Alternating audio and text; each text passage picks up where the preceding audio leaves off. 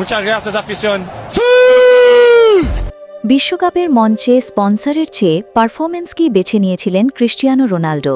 মাঠের সেরা পারফরম্যান্স নিশ্চিত করতে নিজের ফুটবল বুট নিয়ে বরাবরই আপোষহীন ছিলেন এই পর্তুগিজ মহাতারকা।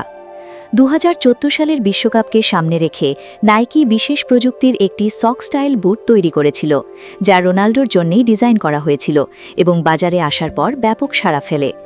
তবে বিশ্বকাপ শুরুর ঠিক আগে চমকপ্রদ সিদ্ধান্ত নেন রোনাল্ডো। নতুন প্রযুক্তির সেই বুট পরতে অস্বীকৃতি জানান তিনি।